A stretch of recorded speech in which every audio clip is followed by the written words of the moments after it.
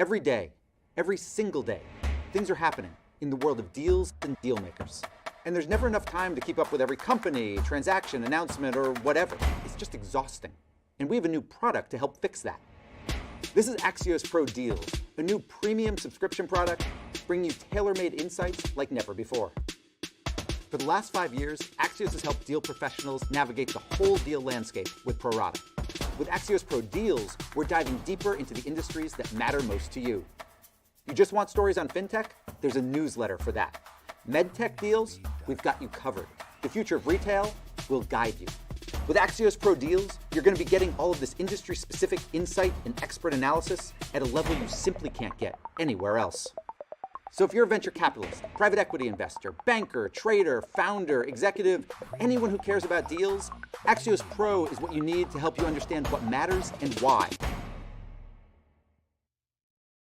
Start your free trial today at axiospro.com.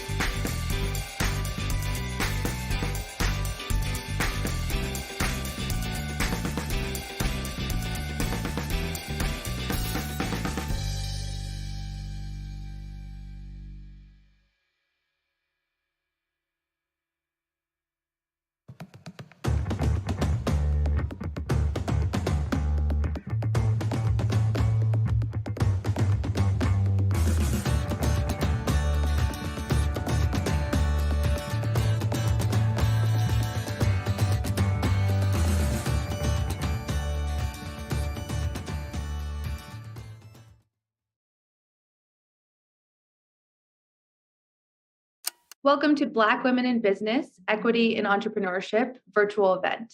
I'm Felecia McCammond, political reporter with Axios, and I'm coming to you from Washington, D.C.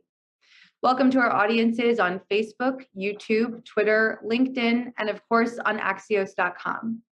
Join the conversation today on Twitter with @Axios and #Axios events. Over the next 30 minutes, I will be joined by my colleague, Asia Whitaker-Moore. We will examine the state of Black entrepreneurship, how Black women are leading the way, and proposed policies for expanding economic opportunities and bridging those financial gaps. Our first guest is the chair of the Council of Economic Advisors in the Executive Office of the President, Cecilia Rouse. It's so good to see you. Thank you for being here with us. My pleasure. We know, as you said yourself, that inflation is the #1 issue facing families today. We also know that comes with many disproportionate economic impacts on communities of color in particular. What's one solution the White House is working on to specifically help Black families dealing with the rising costs of inflation, and how viable do you think that is? Well, as you flagged, inflation is the biggest economic challenge we face today.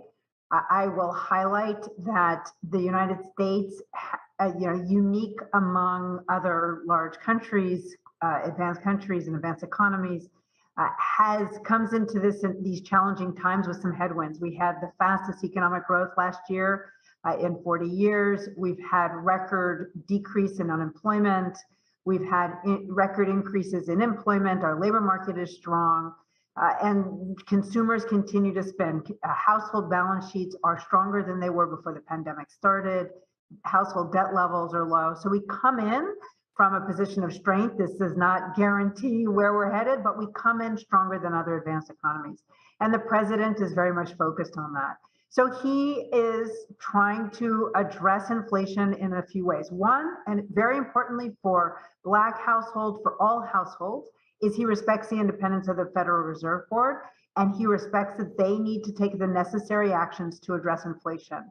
Other presidents have not respected that independence so much, putting their political priorities first.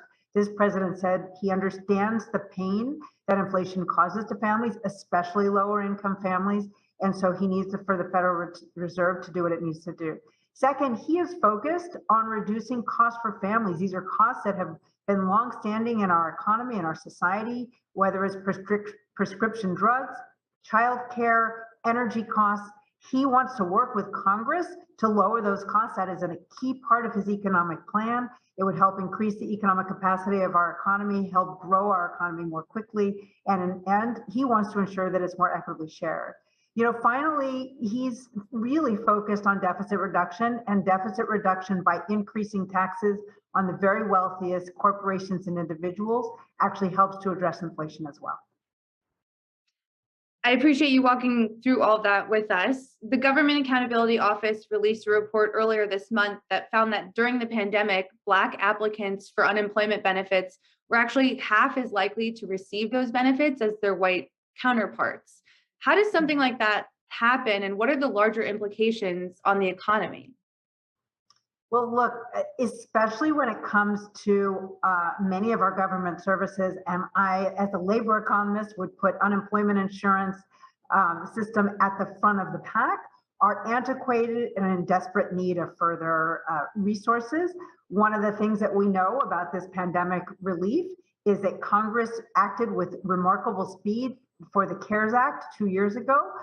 But because our systems are antiquated, they had to bootstrap, shall we say, ensuring that people who are not traditionally covered by unemployment insurance, such as gig drivers, other workers who do not formally pay as part of unemployment insurance, got coverage. We know that the replacement rate, which is the amount that unemployment insurance pays relative to what workers received before the pandemic struck, we couldn't calculate that because, again, the computer systems were antiquated. And so the system was rather inefficient, and even the workers applying and the delays in receiving payments, all of that reflects how our system desperately needs additional resources. This president is in favor of improving those resources. There's been money made available, not enough. But what we are focused on is trying to spend government dollars as efficiently as possible. That's why he appointed Gene Sperling, who's been the head of the American Rescue Plan, and ensuring that those dollars are spent just as effectively as possible, going to the workers and places that need them most.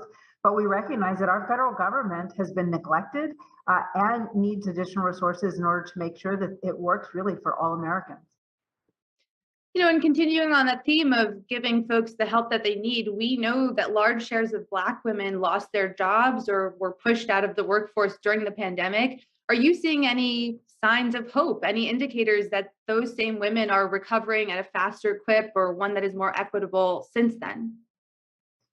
We actually are seeing some signs that this recovery has been more equitable than prior recoveries. In fact, if we look at the decrease in unemployment compared to prior recessions, the African American unemployment rate, whether it's for men or women, has recovered more quickly for African Americans relative to the prior recessions and relative to other Americans, white Americans. If we look at labor force participation, Black women's labor force participation has recovered more quickly than prior recessions and more quickly than that of whites. So we are seeing that the recovery has been more robust for African Americans, for African American women, and for African American men. We also know that there are gaps there that exist, and we need to do better, which is why as we get through this challenge and this crisis, it's so important that we make the investments in our economy so that the economic growth we have can be more widely shared, and we can even reduce even further the gaps that existed even before the pandemic started. Mm-hmm. And of course, there are lots of talk around different solutions for dealing with inflation. Have you seen any data or indicators that suggest that investing in Black-owned businesses, maybe even perhaps Black female-owned businesses, would be helpful or hurtful to those efforts? So we've done some calculations, and there's about a 12 percentage point difference, for example, in small business ownership between Blacks and whites. And by at least one estimate, if we could close that gap, we would actually narrow the Black-white wealth gap substantially as well. And so what this federal government has been doing, there are many efforts because we understand just how important this is. But I just want to highlight one example. So the Small Business Administration has much data. The federal government is one of the largest purchasers of goods and services in the country, if not the biggest.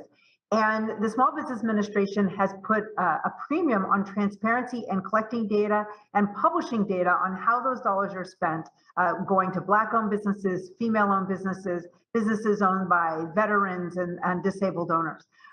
And it's putting goals on ensuring that a certain percentage of those dollars are going to these more minority businesses. And even just putting a spotlight, putting efforts in those places will move the needle. In addition, is trying to change some of the procurement practices, some of the management practices, so that we can buy from, and the federal government can buy from smaller groups of businesses in a more efficient way. So this government, just by putting an emphasis on it, prioritizing the need to reach minority-owned businesses, will move the needle to do so. Another big topic of discussion recently, of course, has been the draft Supreme Court leak that would potentially overturn Roe versus Wade. And it doesn't really matter which side you come down on that issue. We know that it's not just a healthcare issue, but it has economic impacts too. Have you seen anything suggesting that overturning Roe versus Wade would have detrimental effects on the economy, and perhaps particularly so for Black communities?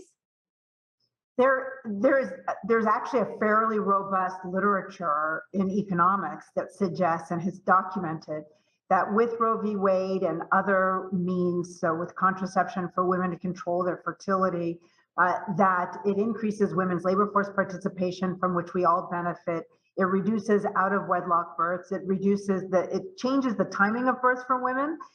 Women are more likely to go to college, and so they increase their human capital. So the estimates suggest that there will be significant economic impacts, much less the fact that children born into poverty don't thrive as well. They have lower educational attainment. That it will impact them in their own labor market outcomes, and so there's going to be a generational impact as well. So Roe v. Wade has had very important economic impacts, which is why there was an amicus brief signed by many economists highlighting just the economic benefits that fertility control has had. Mm-hmm. And finally, building off of that, this is actually a question we have from the audience. Someone asked, childcare and caring for family members continue to be barriers to women entrepreneurs. What policies are being proposed by the White House to ease that specific burden? So the president very much understands that. We economists understand that with a high quality childcare, not only does that invest in the child, but it allows women and men who need to take care of their children to go to work. So as part of the president's economic plan, he proposes to cap childcare costs at 7% of household income for a significant portion of the population, and to subsidize childcare so we get high quality childcare workers into those childcare centers and preschool, so that again, caretakers can get to work and children can get the high quality childcare that they need. We so appreciate your time, Cecilia Rouse. Thank you for joining Axios today. It's been my pleasure. Thank you. And next, we have a View from the Top segment with my colleague, SVP of Events and Creative Strategy at Axios, Kristen Burkhalter. Thanks, Alexi, and thank you to our sponsor, Goldman Sachs, for making this conversation and event possible. I am now honored to be joined by two worthy women who are deeply involved in some amazing work that we're going to dig into in a moment. The Global Head of Sovereign Coverage, Sustainability, and Inclusive Growth at Goldman Sachs, Dina Powell-McCormick, and the Global Head of Corporate Engagement and President at the Goldman Sachs Foundation, Asahi Pompey. Ladies, welcome to Axios. Thank you so much, Kristen. We're delighted to be with you, and we will be sure to engage in smart brevity. Oh yeah, it's always great to be in conversation with you, Kristen. I will do the same. So let's jump straight in. 15 months ago, you launched the 1 Million Black Women Initiative focused on narrowing opportunity gaps for Black women at key moments in their lives. Tell us more about that initial investment and how you got to where you are today. Sure. Well, Asahi and I were thrilled to be able to work on this initiative. And it took several months to actually prepare for it. And we really saw a huge gap that was needed to support Black women in the United States. But it really built on programs that she and I have developed and worked on for over 12 years. 10,000 women, 10,000 small businesses, and other initiatives that really seek to find capital allocation and commercial solutions to meeting market gaps. And it became very clear, especially during COVID, that amongst the most affected in our country were Black women who are holding up communities all across America. And so we were able to announce a $10 billion balance sheet capital investment, equity and debt, in those companies, debt opportunities, lending opportunities, loans for Black women that really addressed opportunity gaps from the very beginning of a Black woman's life in maternal health all the way through retirement and financial inclusion. Over the past year, we're delighted that we have deployed $1 billion of that initial $10 billion capital investment. And we also made sure to have a $100 million philanthropic piece of it that Asahi is going to talk a little bit more about in just a moment. The kinds of investments we made, we searched the country, we did hundreds of listening sessions and heard from thousands of Black women and girls, and opportunities came and became clear just how successful that they would be. Let me just describe a couple for you, Kristen. One is a company led by a woman, Helen Odysseyoun. Her company is called Care Academy. She has been working with thousands of Black women to help them go from being home healthcare workers to gaining more certification and training in order to become nurse practitioners and a whole slew of other healthcare promotions and opportunities. So some of these women have gone from making $9 an hour to making $60,000 a year. Hugely transformational, a for-profit company that we are incredibly proud to be an equity investor in. We have also invested in companies that look at educational opportunities. Again, for-profit companies that with our investment have made a big difference. And finally, before I turn it over to Asahi, we have had an amazing advisory council that have brought us some of these investment opportunities. People from Secretary Condoleezza Rice to Steph and Aisha Curry to Mark Morial and Darren Walker. Aisha Curry brought us one unique investment opportunity, the opportunity to invest in female entrepreneurs, particularly female chefs and female-owned restaurants. We are so proud to say we are now one of the largest capital providers for female Black chefs and restaurateurs in the country. So we're trying to use innovative capital, debt, equity, investment, and philanthropic, which is desperately needed. And I'll turn it over to Asahi to describe a very big announcement we're making around the philanthropic investment. Thank you so much, Dina. Dina and I are excited today to announce the 50 Black women leaders of nonprofits who will be receiving funding through a program we launched under the header of 1 Million Black Women called Black Women Impact Grants. These are Black women that are leading organizations that are doing transformational work in community. Now, I have to tell you where we got the idea for this program. Dina mentioned our listening sessions. Through the listening sessions, Black women made their voices loud and clear, and they told us what was needed. We received over 800 applications from across the country from Black women leaders, and they were across our 7 impact pillars. Black women leaders focused on access to capital, healthcare, housing, education, closing the digital divide. These are organizations led by Black women, serving Black women. And in particular, we looked at what the impact and how many Black women and girls we would be able to reach through these incredible 50 leaders. And I am so proud to say that the investment in these 50 leaders will be able to have the potential to impact the lives of 900,000 Black women and girls. You heard me correctly, 900,000 Black women and girls. You know, through these listening sessions, we heard a number of things. Black women nonprofit leaders were saying 3 things to the marketplace. They're saying, we need general operating funding. 2, we also need multi-year commitments, you know, really sustained investments. And the last thing they said is, we want visible sponsorship from organizations like Goldman Sachs. They were saying, trust us, fund us, And that is exactly what we're doing here, Kristen, through announcing this $10 million grant amount that we're making to these 50 leaders. Now, I have to tell you, I want to tell you, Kristen, about every single one of these 50 women. Dina and I would love to do that. We know we don't have time to do that, but let me highlight two of them. One of them is Kenita Smith from Duluth, Georgia. She runs a phenomenal organization called HOPE. HOPE stands for Helping Other People Be Empowered. And they help single parents to get their college degree. The second organization I want to highlight is Kulani Blake Fallon. She runs an organization called Black Mamas, ATX in Central Texas. They're focused on maternal health, and in particular, supporting moms with doulas and mental health, right? And so we're really excited about these amazing leaders that are really running and leading transformational work. I also want to hear about every single one of those 50 women, but unfortunately we don't have time. But I do have one final question. I heard you mention that there needs to be an increase in funding and less restrictive funding for Black-led organizations. Is this a call to action for our audience? Are you looking for more philanthropic dollars? What else, in your opinion, needs to be done now?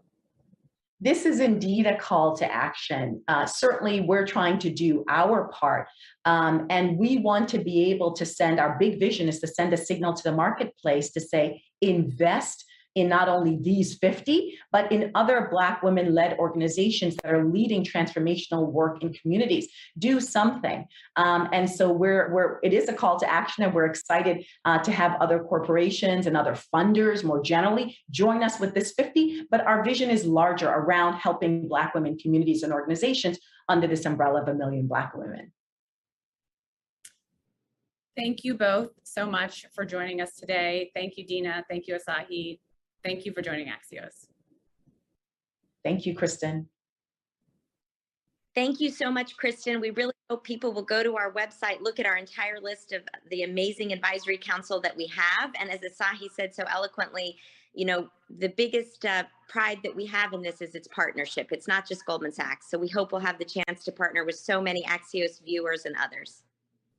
And now over to my colleague, Asia Whitaker-Moore. I'm Asia Whitaker-Moore, Executive Editor for Axios. Our final guest is the CEO of Black Ambition, a nonprofit started by the musician Pharrell, aimed at helping entrepreneurs of color. Felecia Hatcher, welcome to Axios. Thank you so much. Thanks for joining us today, Felecia. Maybe we could start off by you telling us a little bit more about Black Ambition's goal of helping fund entrepreneurs of color. What have you found to be the biggest economic hurdles for the people that you're trying to help?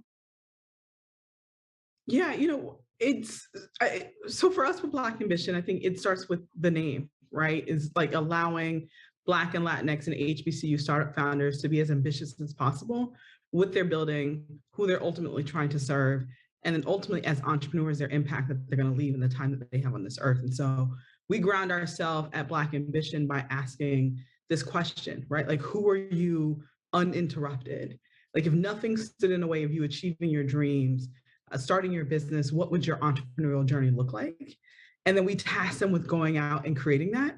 And then us internally as an organization, and especially an organization founded by Pharrell Williams, it's our job to ensure an uninterrupted path for them as much as possible. And so we do that as being able to fund them at a really high level and then match them with the equal amount of resources, and then also really high level mentorship and support, and really approaching entrepreneurship from a little bit more of a holistic standpoint when we're talking about serving Black and Latinx entrepreneurs at its highest level. I think the uninterrupted description really resonates with me. I think that's a really unique way to describe things. So what would you say are the biggest obstacles for business owners that are interrupting them, specifically Black women entrepreneurs who are just starting out? Yeah, it's going to be funding, right? People are always talking about, aside from funding, what is it that you need? Like, the funding that you keep putting aside, like, that is what our founders need. And a quicker pathway to getting the support that they need. A lot of Black and Latinx entrepreneurs, especially Black female founders, waste a lot of time in the wrong meetings with the wrong people that have no authority to say yes to them, only authority to say no, and become blockers. And we all know wealth has an absolute need for speed. And that is what we're trying to make sure that we take that path out of the wrong people, the wrong conversations. And that's sometimes the wrong strategy or the wrong startup idea as an entrepreneur, and get them on the right pathway to get them the right respectable amount of funding that they need.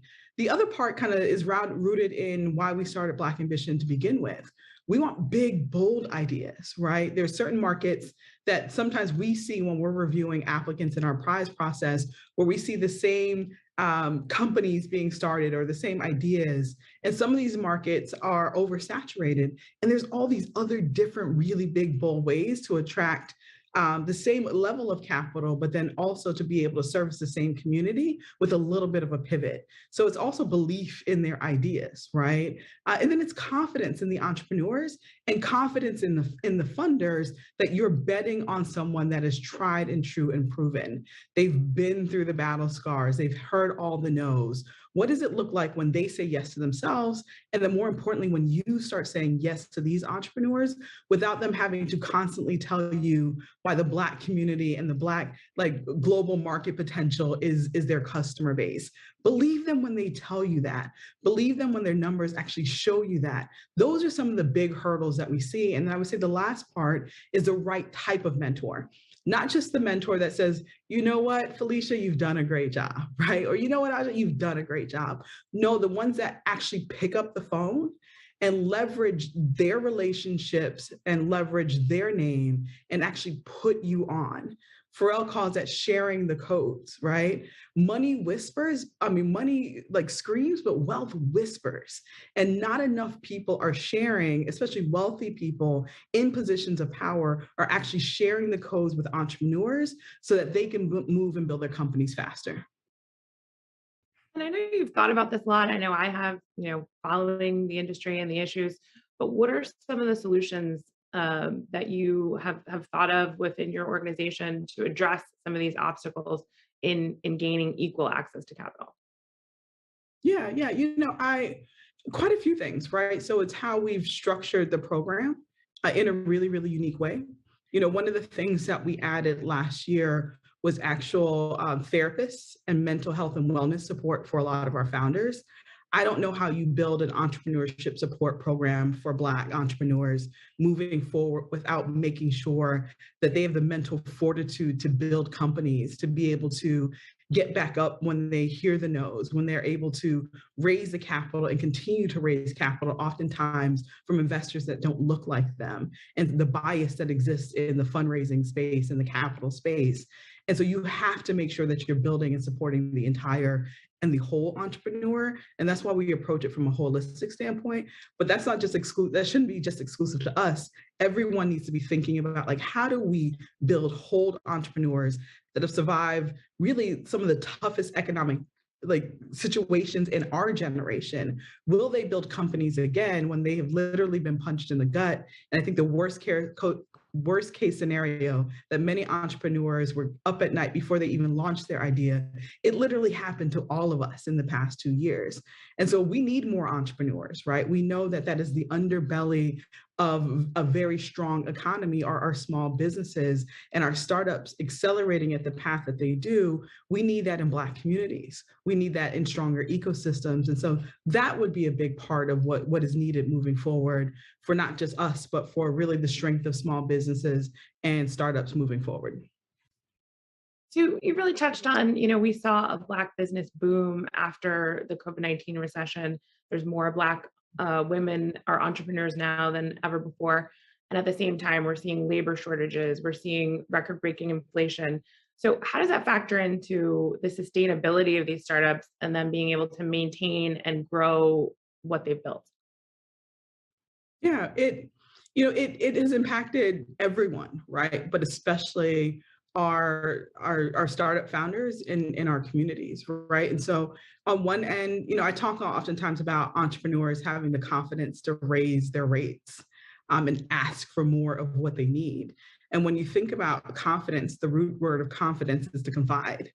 And confide at the end of the day means to trust. And so getting our entrepreneurs to trust themselves more, to charge for exactly what they need, everyone has raised their prices, right? From gas to oxtails, like everyone has raised their prices. And a lot of our entrepreneurs are afraid to raise their prices when, especially like our CPG companies, but then you even think when they're raising capital, understanding like the true value of what they're putting out into the marketplace and raising the exact amount of money that they're needing. And then also the other part of that is saying no to the wrong money in order to leave enough room on your cap table for the right investor that truly values what you're bringing and fully understands how much it costs in order to really move the needle in your industry. And so we're needing to see that on both sides, right? Confidence in the individual entrepreneur in the product that they have, but more confidence in the capital that needs to be deployed to Black entrepreneurs so they have enough runway to truly be able to be the innovators that we need them to be in the marketplace.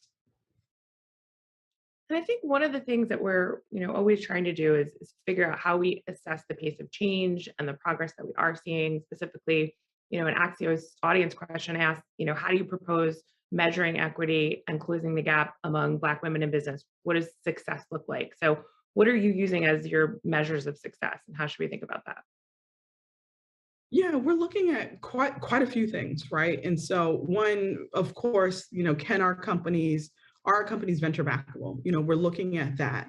With Black Ambition, we funded 34 companies last year, a little over $3 million. Those companies have gone on to raise over $50 million in the past 8 months alone, coming out of Demo Day with a prize. For us, it's definitely success. We look at their sales, right? Because not every company that comes through Black Ambition or other accelerators and incubators are venture backable, but they have really strong companies that can that have significant and really strong revenue. We're looking at that. We're also looking at them becoming really strong employers, because we still need quite a few of our companies to play that massive role when you talked about the labor shortage earlier. But then also, studies have shown Black and Latinx entrepreneurs are more than likely to be the first employer of someone that looks like them. They understand culture is an asset. That's another part, right? We literally look at culture being an asset in our community in all aspects of that. Their vendors being diverse, their cap table being diverse, their customer base being diverse as well. We look at their impact in the ecosystems, like is entrepreneurship in an uptick as a result of these entrepreneurs being who they are? And then we also fund HBCU startup founders. And so we're looking for an uptick in entrepreneurial activity as a result of our investment into HBCU students across the campuses that they represent in HBCUs across the nation. And so those are some of the things that we look for in the success and how we measure success of the work that we're doing and the work that our peers are doing across the nation. Certainly a lot of metrics to pay attention to. So as an entrepreneur yourself, maybe you can just tell us a little bit about what your personal journey was like. Did you face the kind of challenges that you're talking about today and that you're seeing in your organization, and how did you overcome them? Oh man, if I had hair, my hair would be gone. The amount of challenges that I faced being an entrepreneur over the course of the past 12 years. I've built multiple companies, raised millions of dollars, lost money. I built a company and was fighting with my investors while also like giving birth to a 1.4 pound baby and having to deal with both of those things at the same time. And so difficulty and challenge happens to everyone along the entrepreneurial journey, but that fortitude, right, that ambition is so important when life punches you in the gut, and it will punch you in the gut more times than you can account for as an entrepreneur, but you definitely have to stay the course. Well, we like to end our interviews on one fun thing. And for yours, maybe you could tell us what the most rewarding part about working alongside Pharrell to accomplish Black Ambition's vision. What's been the most rewarding of that journey? I would say the most rewarding journey over this past year, and there have definitely been quite a few, is that day we jumped on Zoom with our $1 million prize winner, Justin Turk, and his team, Logistics out of Detroit, and jumped on Zoom. Pharrell jumped on Zoom. The entire team started crying, and then but they were tears of joy. And to be able in this environment to write a $1 million check to an absolutely amazing company and build upon the legacy that Pharrell and his family have created with Black Ambition, that really absolutely tops the list. It's when people say, your assignment, we definitely stepped in and completed a big part of our assignment through that journey and through that day. Well, $1 million Zoom sounds like a good way to end this conversation, and a good way to remember the joy in what you're doing. So thank you so much, Felecia Hatcher, for joining Axios. Thank you. Thank you all for joining this afternoon for another virtual conversation that has made everyone smarter, faster. For the latest news around Black female entrepreneurship and more, sign up for our Axios newsletters at axios.com/newsletters or visit the Axios app. Thank you all for joining, and we'll see you on axios.com.